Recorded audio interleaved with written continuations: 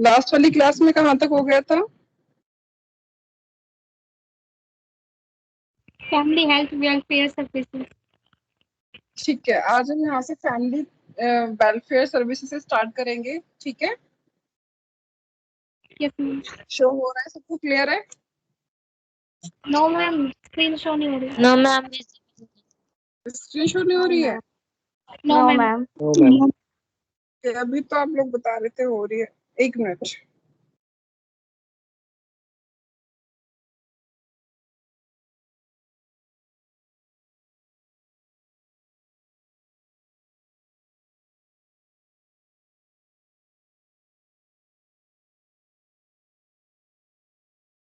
अभी हो रही है?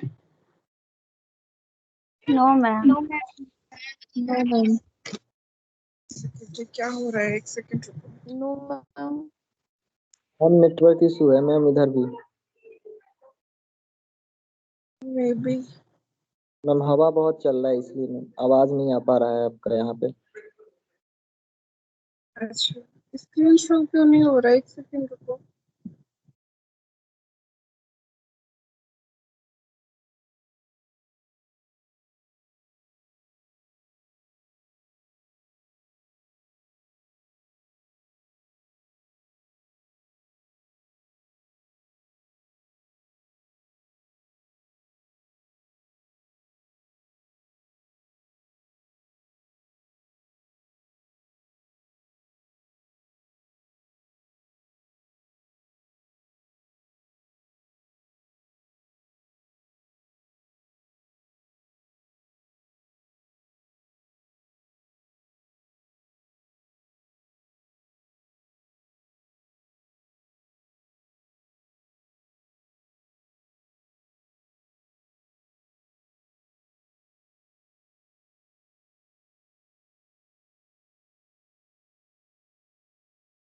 अब शो हो रहा है? No no ma'am. Ma'am. No ma'am. You are not visible.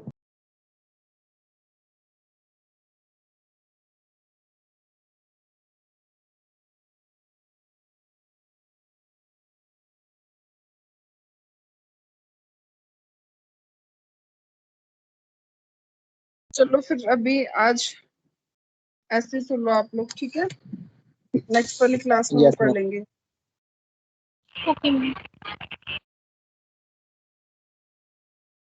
ये क्लास भी डिस्टर्ब हो रही है ना, पूरी क्लास जा रही है। चलो, हम कहाँ पे थे? फैमिली हेल्थ नर्सिंग केयर पे थे।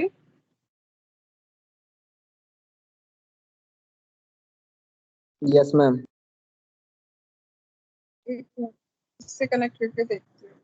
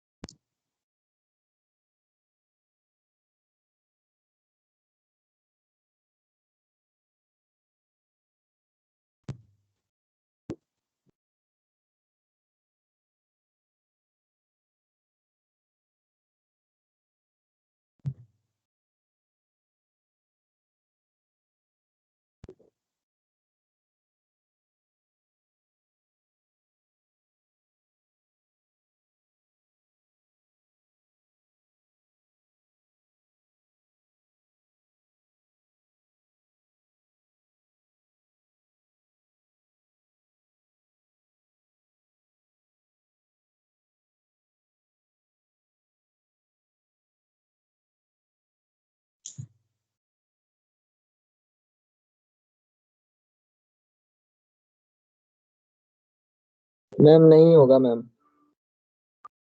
हम्म, एक मिनट रुको ना, एक मिनट।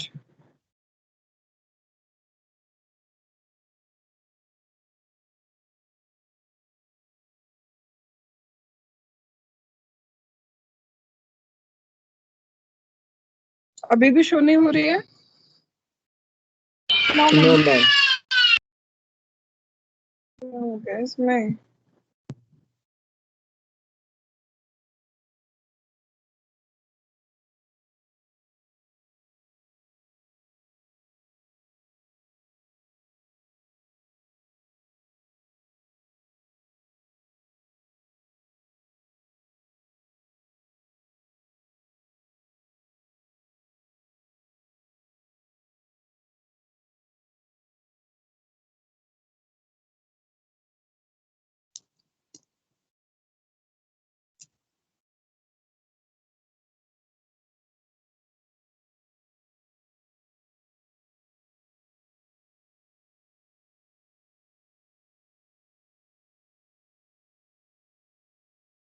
ये शो हो रहा है? No no ma'am. Ma'am.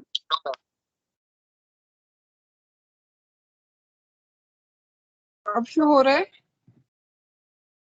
Yes yes ma'am. Ma'am. चलो ठीक है, अभी फिलहाल इससे काम चला देते हैं, ठीक है। स्लाइड शेयर नहीं हो रही है तो थोड़ा तो दिखेगा आप लोगों को। यस मैम दिख रहा है। हाँ ठीक है, 1 मिनट रुको।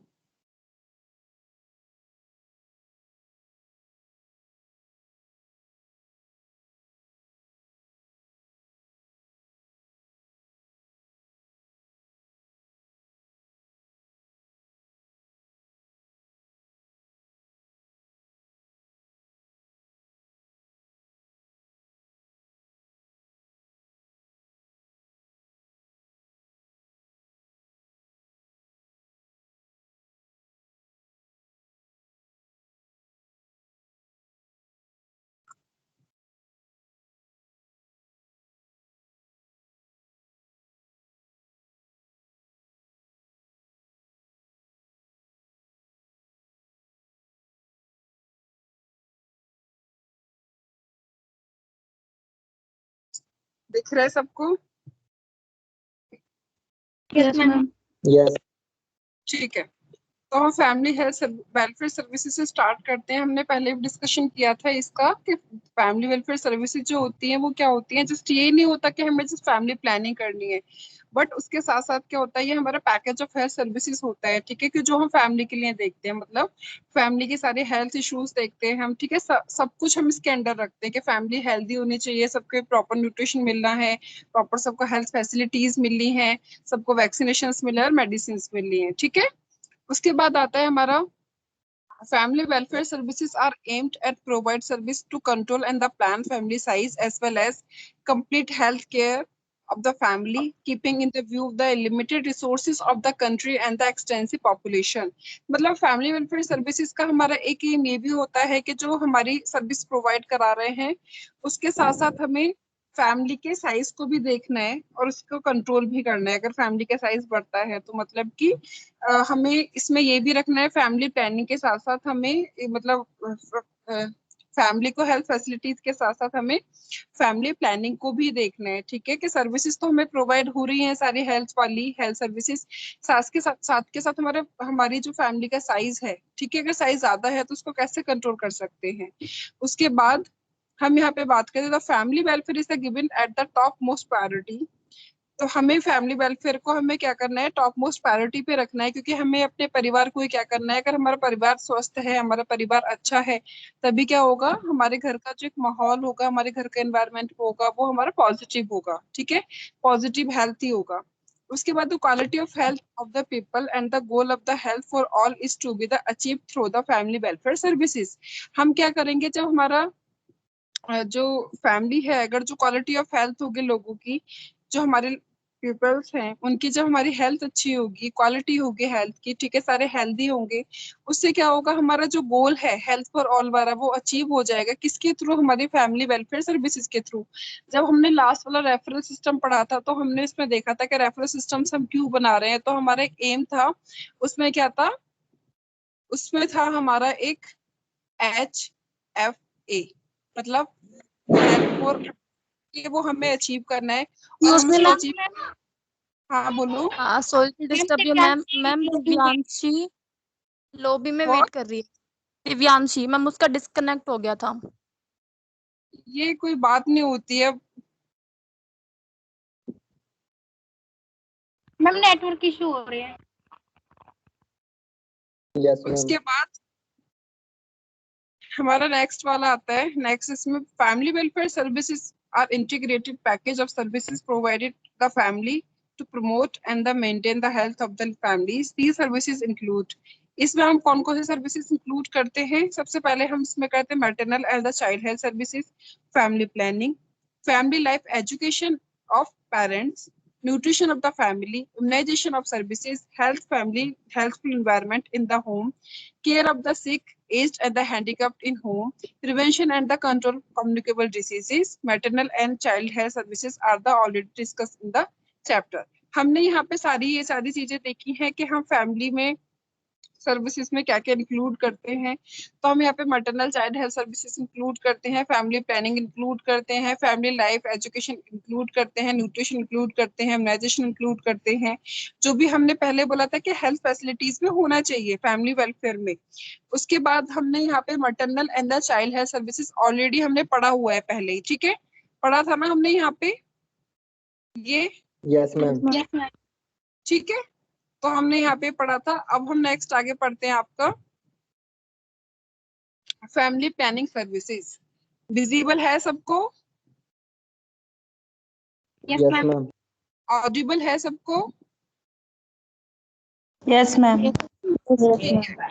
ओके, तो हम यहाँ पे फैमिली प्लानिंग सर्विसेज पढ़ रहे हैं। तो फैमिली प्लानिंग सर्विसेज में क्या है, for family welfare services family planning is the most important component. अगर हम फैमिली वेलफेयर सर्विसेज की बात करते हैं, फैमिली वेलफेयर सर्विसेज मतलब जो हमारे परिवार के कल्याण के लिए जितनी भी हमारी सर्विसेज हैं वो सारी, मतलब हमारे परिवार को स्वस्थ रहने के लिए, हमारे परिवार को एक हेल्दी एनवायरनमेंट देने के लिए, पॉजिटिविटी देने के लिए जितनी भी सर्विसेज हैं हम उसमें बात करते हैं। उसमें सबसे पहले हमारी टॉप मोस्ट प्रायोरिटी होती है, वो क्या होती है, हमारी फैमिली प्लानिंग। क्योंकि फैमिली प्लानिंग हमने अभी थोड़ी देर पहले देखा था कि अगर जिस घर में कम बच्चे होंगे उसमें क्या होगा, हम उनको प्रॉपर एजुकेशन प्रोवाइड करा सकते हैं, प्रॉपर न्यूट्रिशन दे सकते हैं, उनको हेल्दी रख सकते हैं। और जहाँ पे ज्यादा लोग होंगे वहां पे हमारे पास रिसोर्सेज भी बहुत कम होंगी, तो इसलिए क्या होता है, फैमिली प्लानिंग हमारी टॉप मोस्ट कंपोनेंट है फैमिली वेलफेयर सर्विसेज का। तो नेक्स्ट आता है हमारा family planning is the voluntary planning regarding the child birth by the couple is that child birth should be the according to their choice and not by the chance और in others word. देखो, हम जो family planning की बात करते हैं वो क्या होता है, एक वॉलंटरी प्लानिंग होती है ना, voluntary planning regarding the child birth by the couple. Couple मतलब जो भी मैरिड कपल होते हैं, ठीक है, जो भी दो लोग होते हैं उनकी क्या होती है, उनकी वॉलंटरी अपनी सोच होती है कि उनको किस तरह से क्या प्लानिंग करनी है, ठीक है। कोई हम उनको जबरदस्ती तो नहीं करा सकते हैं कि आपको फैमिली प्लानिंग करनी है। हम उनको क्या कर सकते हैं, जस्ट एजुकेट दे कर सकते हैं, सजेस्ट कर सकते हैं, उनको हम मेथड्स बता सकते हैं उनको।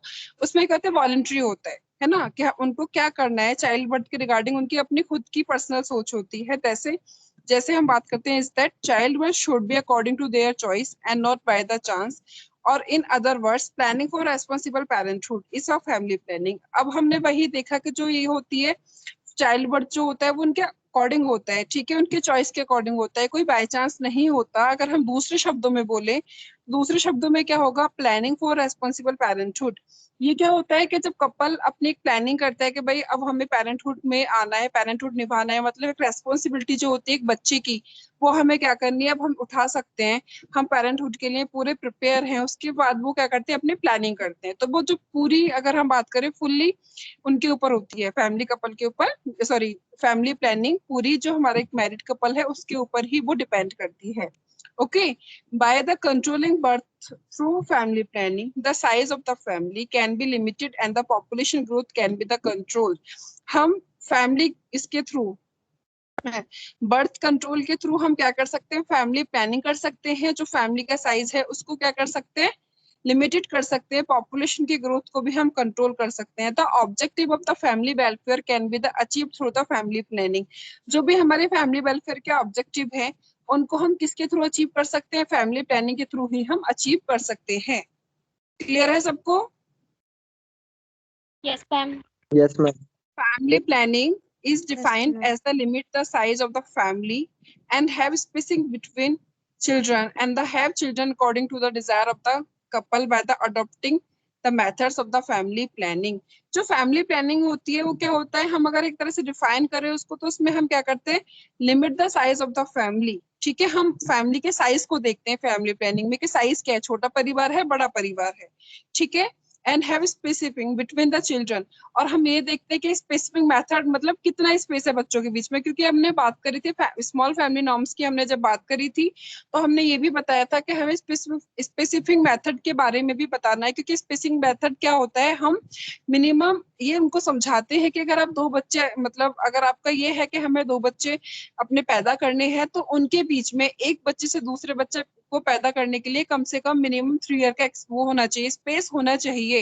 तो फैमिली प्लानिंग में हम उनको वही बताते हैं, फैमिली साइज के बारे में बताते हैं, स्पेसिफिक बिटवीन मतलब चिल्ड्रन के बर्थ के बीच में जो गैप होना चाहिए, स्पेस होना चाहिए, उसके बारे में बताते हैं। ठीक है, उसके बाद हम अडॉप्टिंग मेथड के बारे में भी बताते हैं कि आपका अडॉप्टिंग मेथड क्या है। अगर आपको बच्चे नहीं हो रहे हैं इन केस, तो आपका अडॉप्टिंग मेथड क्या होगा, उसके बाद कैसे आप अडॉप्ट कर सकते हैं। उसके बाद family planning also include the treatment of couple who do not have children, so they can also have the children by treating the cause of infertility. अब यहाँ पे एक वर्ड है इनफर्टिलिटी। इनफर्टिलिटी का मतलब क्या होता है, मैंने परसों भी समझाया था। इनफर्टिलिटी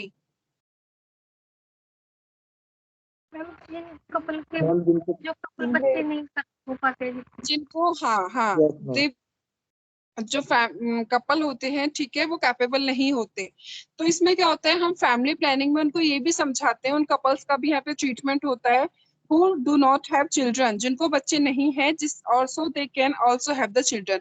फैमिली प्लानिंग में हम उनको ये भी बताएंगे और हम उनका ट्रीटमेंट भी कराएंगे जिससे कि उनको बच्चे हो जाए, उनके पास भी बच्चे हों।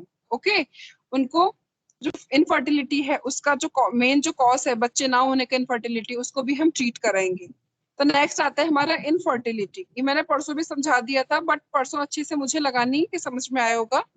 इनफर्टिलिटी क्या होता है, infertility is the inability of the couple to produce children.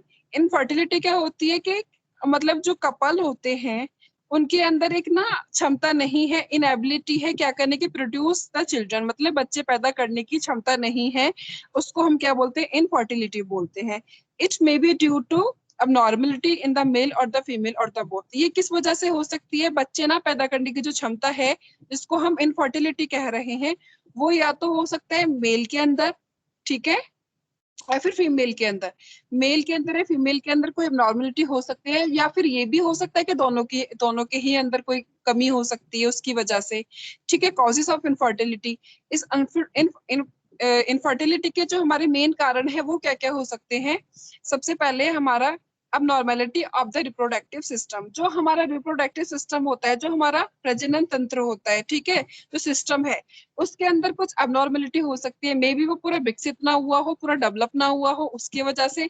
May be उसकी प्रॉपर लेयर ना बनी हो, उसकी वजह से। ठीक है, उसकी वजह से हो सकता है इमेच्योर सेक्स ऑर्गन्स, और हो सकता है कि मेल और फीमेल के इनमें से किसी एक के या फिर उन दोनों के ही जो सेक्स ऑर्गन है, ठीक है, वो पूरे मैच्योर नहीं है, मतलब कि पूरे अच्छे से डेवलप नहीं है, फुली डेवलप नहीं है।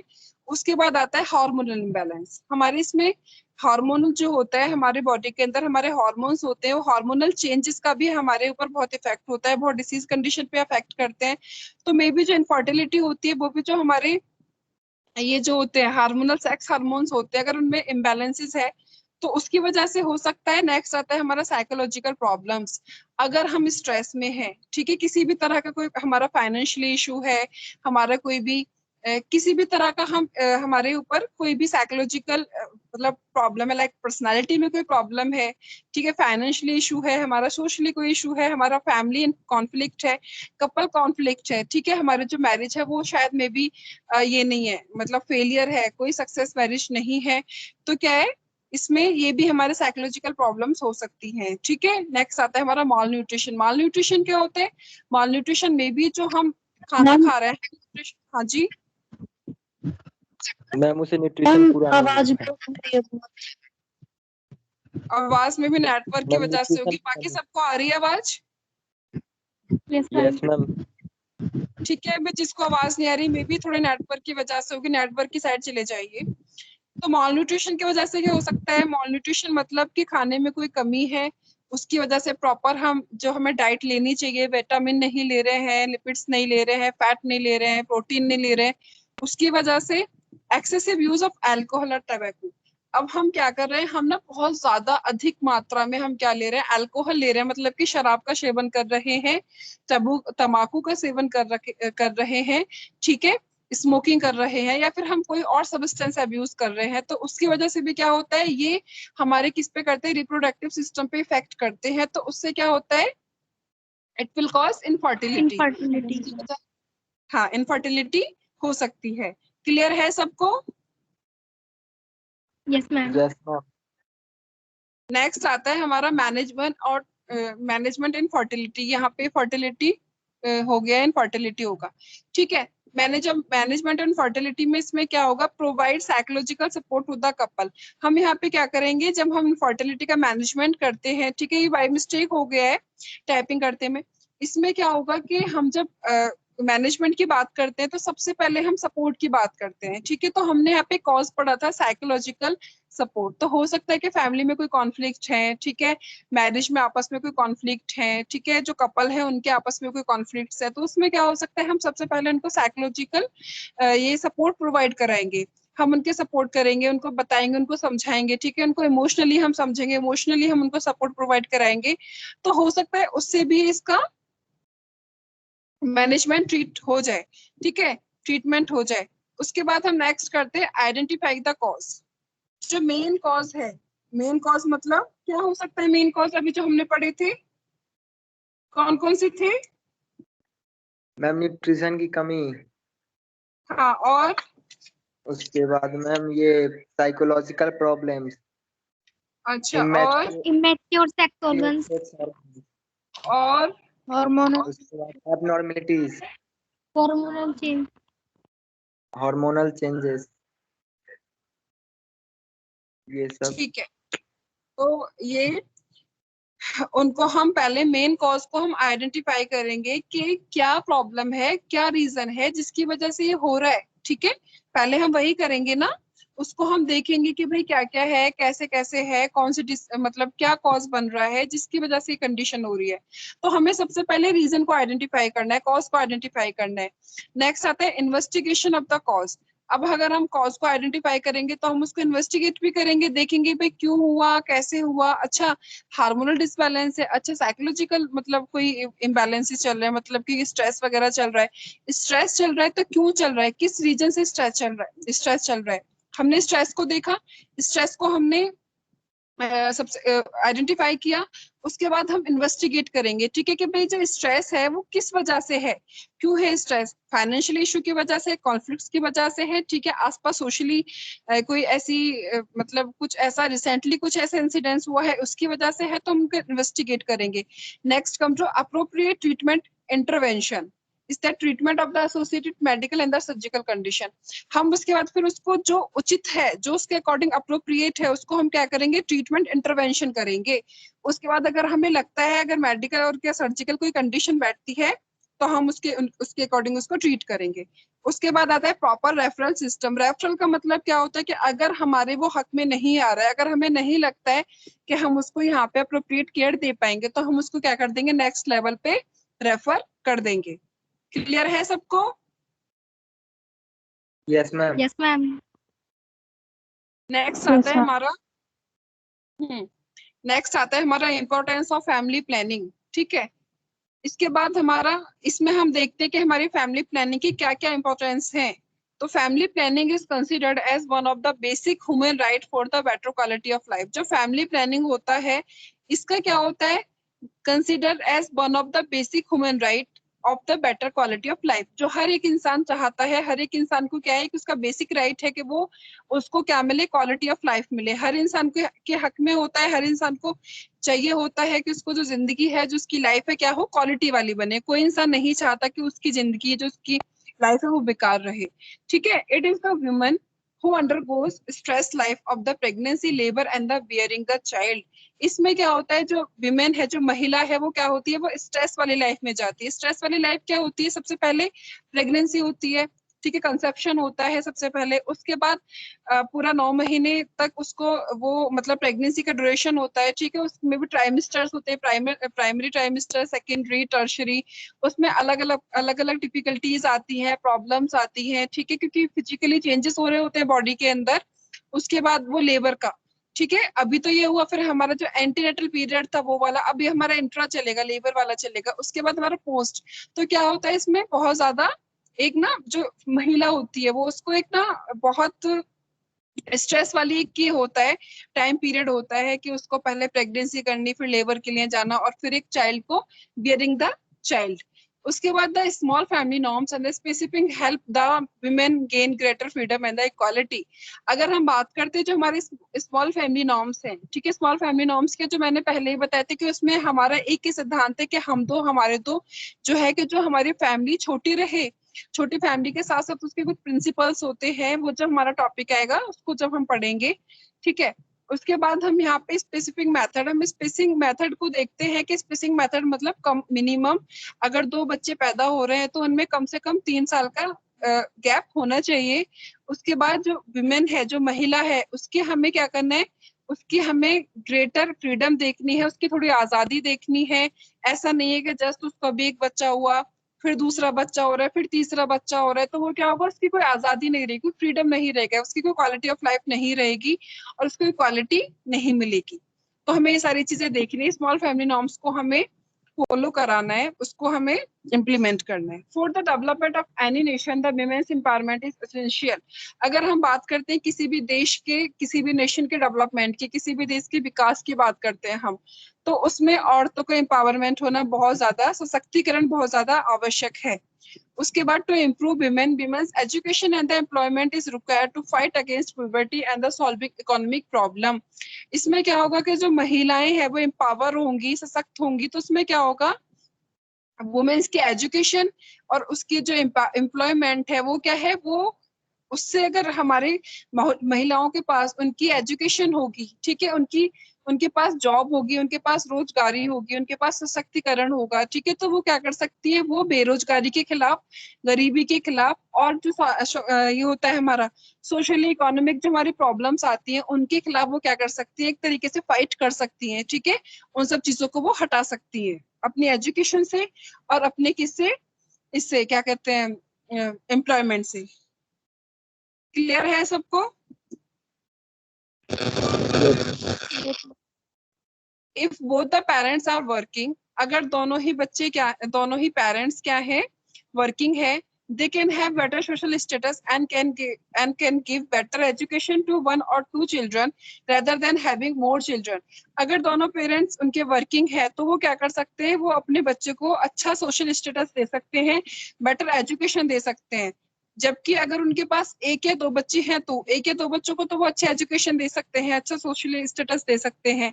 अगर उनके पास ज्यादा बच्चे होते हैं तो वो शायद प्रॉपर नहीं दे पाएंगे, जो उनको प्रॉपर अच्छे से स्टेटस देना है, उनकी अच्छी एजुकेशन देनी है, न्यूट्रिशन देना है। तो इसमें क्या होता है, अगर 1-2 बच्चे हैं तो हम अच्छे से कर पाएंगे, अगर उनसे ज्यादा होंगे तो मे बी वो सारी चीजें नहीं अप्रोप्रिएट हो पाएंगी।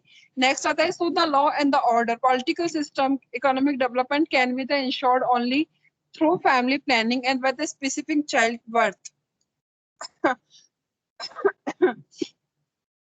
Limiting the size of the family, women can contribute towards employment and the raise the social and the economic status of the family। तो हम देखें जो हमारा ये है पॉलिटिकल सिस्टम है, हमारा इकोनॉमिक डेवलपमेंट है, तो हमें इसको क्या करना है, लॉ एंड ऑर्डर है, हम इसको can be insured only through the family planning. इसके थ्रू हम क्या कर सकते हैं, इंश्योर कर सकते हैं फैमिली प्लानिंग के थ्रू और स्पेसिफिक मेथड के थ्रू, स्पेसिफिक चाइल्ड बर्थ के थ्रू। और हमारी जो फैमिली साइज है लिमिटिंग, जैसे कि अगर हमें 2 बच्चों का साइज कर मतलब फैमिली साइज करना है तो उनको हमें इसमें वही लिमिट करनी है। और इसमें क्या कर सकती है, महिलाएं भी कंट्रीब्यूट कर सकती हैं, उनका भी एम्प्लॉयमेंट हो सकता है, ठीक है, और उनका साइको सोशल इकोनॉमिक स्टेटस भी कंट्री का क्या हो सकता है, बढ़ सकता है। अगर महिलाएं भी इस चीज में अगर आगे होती हैं तो देश का ये सारी चीजें क्या होंगी, इंक्रीज करेंगी किसी भी नेशन की। ऑब्जेक्टिव, ठीक है, ऑब्जेक्टिव क्या है, ऑब्जेक्टिव है to plan pregnancy according to choice. अगर हमें प्रेगनेंसी ऐसे नहीं है कि मतलब कभी भी प्रेगनेंसी हो रही है, कभी भी कुछ भी परेशानी आ रही है, हमें प्लान करके प्रेगनेंसी करनी है, ठीक है, अपने according, to avoid unwanted birth. हमें अनवांटेड बर्थ को अवॉइड करना है, तो इसके लिए हम क्या कर सकते हैं, टेम्परेरी फैमिली प्लानिंग मेथड्स होते हैं हमारे पास, हम उनको यूज कर सकते हैं जिससे कि हमारे अनवांटेड बर्थ्स हैं वो अवॉइड हो सके। To limit the size of the family, हमें परिवार का साइज इंश्योर करना है, ठीक है, लिमिट करना है, लिमिटेड करना है। ये नहीं है कि हमें पता ही नहीं है, कोई प्लान नहीं है, क्या है, कैसे, कितने बच्चे पैदा करने, कुछ भी नहीं पता हमें, तो हमें इंश्योर करना है। To keep spacing between the pregnancies, हमें प्रेगनेंसीज के बीच में स्पेसिंग मेथड यूज करना है, मतलब कि उनके बीच में हमें स्पेस रखना है। क्लियर है, सबको समझ आ रहा है? Yes ma'am. Yes ma'am. Yes ma'am. Goals, next goals, ठीक है, इसके गोल्स क्या है, there are 2 main goals of the family planning. इसके 2 मेन गोल्स हैं। सबसे पहले हमारा ऑपरेशन गोल, सेकंड है हमारा डेमोग्राफिक गोल्स। तो हमारे ऑपरेशनल गोल्स की बात करते हैं तो इसमें क्या आता है, तो promote the voluntary acceptance of small family norms. हमें इस चीज को प्रमोट करना है कि जो कपल्स हैं वो वॉलंटरी एक्सेप्ट कर लें स्मॉल फैमिली नॉर्म्स को। हमें कोई जबरदस्ती जोर जबरदस्ती हमें उनके ऊपर ना करनी पड़े। वो खुद से इतने अवेयर हो जाए कि वो खुद बोले कि हाँ हमें वॉलंटरी एक्सेप्ट करना है, किसको, स्मॉल फैमिली नॉर्म्स को, मतलब कि छोटे परिवार को ही हमें क्या करना है, अपना परिवार छोटा परिवार ही बनाना है। To motivate people to adopt the use of spacing method to control the interval between pregnancies। हमें लोगों को मोटिवेट करना है कि वो क्या करें, जो हमारा स्पेसिंग मेथड है, मतलब कि प्रेगनेंसीज के बीच में जो स्पेस रखना चाहिए, जो इंटरवल होना चाहिए, उसको वो क्या करें, अडॉप्ट करें, उसको वो देखें, उसको वो खुद के ऊपर इम्प्लीमेंट करें कि हाँ हमें अगर हमारी प्रेगनेंसी आज हुई है तो हमें आज से 3-3.5 साल का, हमें मिनिमम 3 इयर्स का, ठीक है, अगर ज्यादा होता है तो बेस्ट है। उसके बाद वो उनके ऊपर उनकी अपनी वॉलंटरी सोच के ऊपर डिपेंड करता है। तो हमें मिनिमम 3 ईयर के लिए तो हमें उनको बोलना है कि आप इस स्पेसिंग मेथड अडॉप्ट कर सकते हैं। To ensure easy availability of the contraceptive of all eligible couple. हमें इंश्योर करना है, अगर हम उनको एजुकेट कर रहे हैं, अगर हम उनको प्रमोट कर रहे हैं about family planning, about small family norms, तो हमें ये भी इंश्योर करना है कि उनको सारे कॉन्ट्रासेप्टिव जो मेथड हैं वो अवेलेबल होने चाहिए, इजीली अवेलेबल होने चाहिए। To arrange the medical and the surgical service to achieve demographic targets, some other programs are also including in the family planning programs like child survival। इसमें क्या है कि हमें सारे मेडिकल एंड सर्जिकल सर्विसेज को क्या करना है, टारगेट करना है। उसके बाद हमें जितने भी प्रोग्राम्स है like including family planning programmes, और नेक्स्ट है हमारा चाइल्ड सर्वाइवल प्रोग्राम। नेक्स्ट है हमारा status of women, employment, female literacy and education, puberty eradication, socio-psycho-economic economic growth program, reproductive and the child health care program। ये सब क्या होते हैं, ये क्या होना है, हमें इन सबको भी, हमें इन पे भी, इनको भी अचीव करना है, इंक्लूड करना है फैमिली प्लानिंग प्रोग्राम के साथ साथ। उसके बाद आता है हमारा डेमोग्राफिक गोल्स। डेमोग्राफिक गोल्स क्या होता है, demographic goals are the part of the national population policy and the continue to change with the change in the policy. हमें डेमोग्राफिक जो गोल्स है, जो हम इनका क्या है, वो हमारे एक पार्ट है हमारे नेशनल पॉपुलेशन पॉलिसीज के, ठीक है। हम इसके स्कोप और देख लेते हैं। स्कोप क्या है इसके, according to expert committee of WHO, जो हमारा वर्ल्ड हेल्थ ऑर्गेनाइजेशन है WHO, उनकी जो एक्सपर्ट कमेटी है उनके अकॉर्डिंग क्या है, family planning including the following subject. जो हमारी फैमिली प्लानिंग है वो क्या क्या फॉलो करेगी, सबसे पहले है proper spacing between children.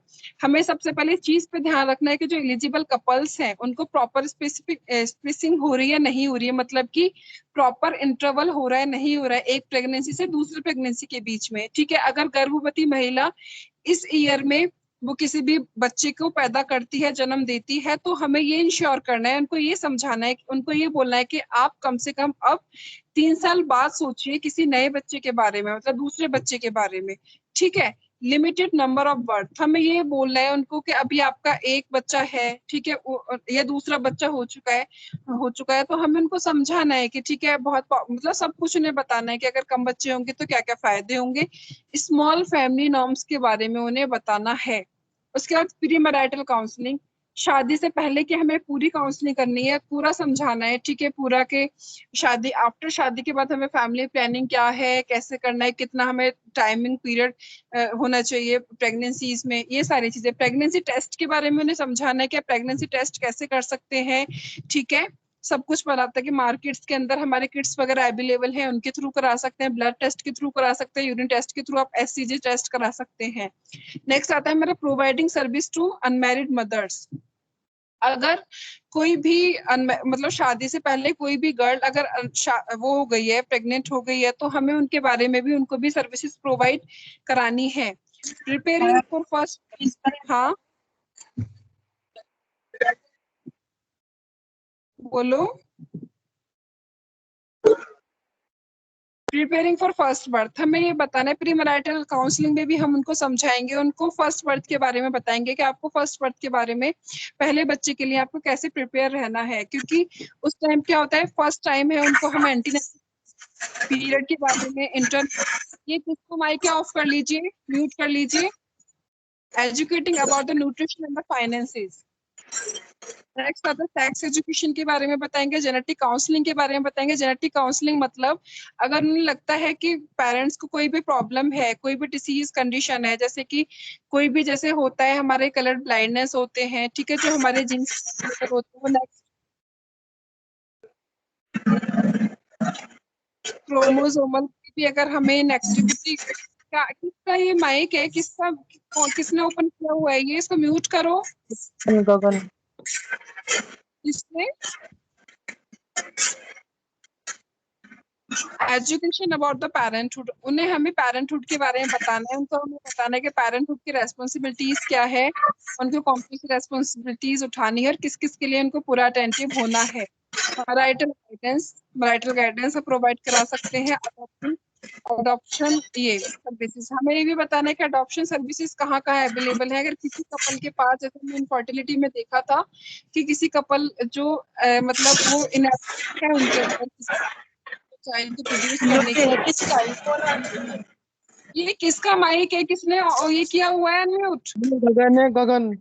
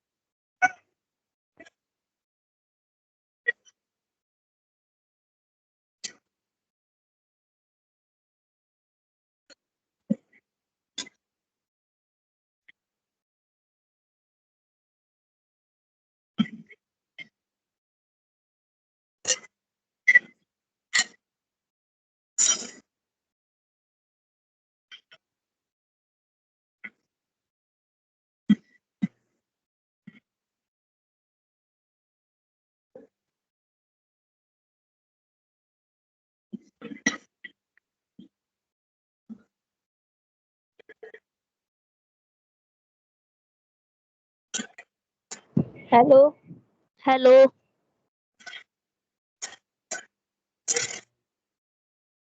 Ma'am की वॉइस क्यों नहीं आ रही?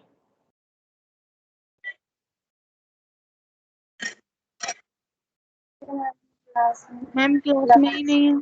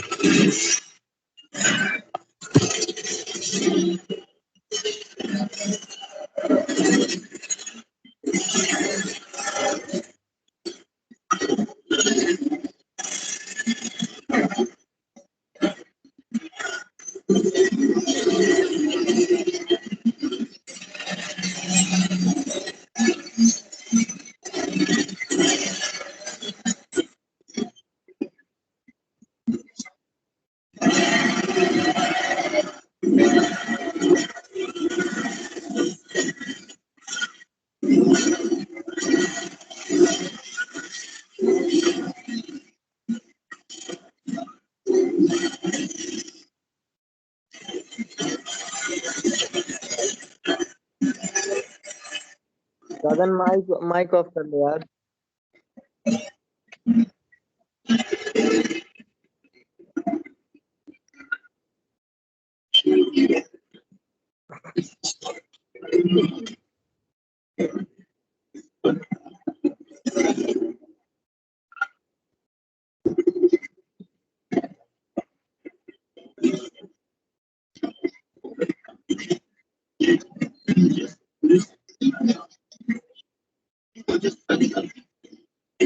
मैम चली गई क्या आंसर?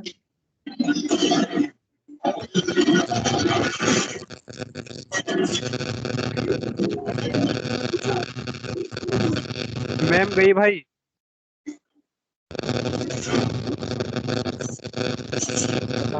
आवाज प्रॉब्लम क्या? प्रॉब्लम है। लीव कर दो तो। ठीक, अटेंडेंस हो गया? ले ली होगी मैंने। ठीक है, ओके।